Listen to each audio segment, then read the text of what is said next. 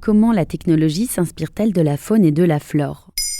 Merci d'avoir posé la question. Cette semaine, Maintenant vous savez propose des sujets tech. Cette thématique fait partie intégrante de nos vies, de l'utilisation de nos données à leur lien avec l'art. L'équipe vous a concocté des épisodes sur mesure.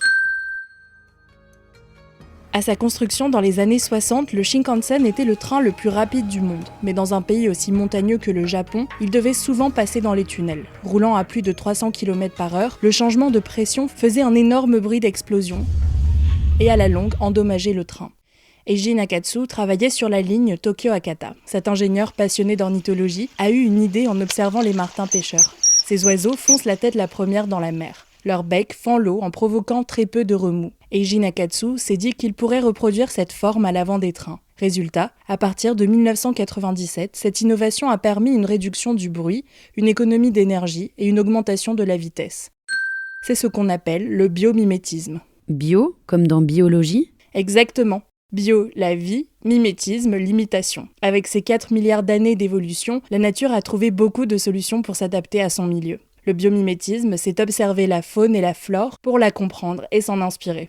En France, plus de 200 équipes de chercheurs s'y consacrent dans différents domaines, comme l'architecture, l'informatique, le design, les matériaux. C'est nouveau cette idée ? Pas du tout. Les hommes s'inspirent de leur environnement depuis la préhistoire. Léonard de Vinci conseillait à ses élèves de prendre leurs leçons dans la nature. Il s'est lui-même inspiré du mouvement des ailes des oiseaux pour concevoir sa machine volante, l'ornithoptère. L'inventeur du scratch, Georges de Mestral, a également trouvé l'idée en observant les fruits de la bardane, dont les petits pics s'accrochent partout pour disperser ses graines. Mais dernièrement, les entreprises s'intéressent de plus en plus à cette discipline pour innover en économisant. Est-ce qu'il y a d'autres exemples récents ? Oui, dans plein de domaines. En architecture, par exemple, le réseau d'aération de l'Eastgate Building à Harare au Zimbabwe n'utilise pas d'électricité. Il s'inspire des termitières, dont le système de cheminée permet de réguler la température. Autre exemple, la toile d'araignée est 5 fois plus solide que l'acier alors qu'elle n'utilise que des composantes organiques non polluantes. Des chercheurs allemands ont réussi à reproduire cette soie en laboratoire pour construire des prothèses mammaires, des textiles ou même des crèmes de beauté.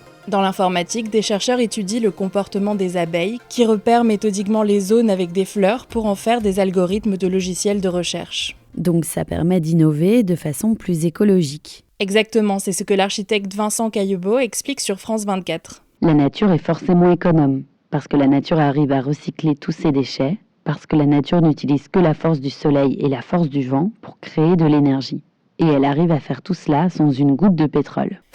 Face à la crise énergétique qui nous attend, gérer et générer de l'énergie sera le plus grand défi de la biomimétique. Mais on a déjà des pistes. Pour économiser du carburant, Airbus a par exemple conçu des ailes d'avion recourbées au bout, comme celles des rapaces. Voilà comment la technologie s'inspire de la faune et la flore.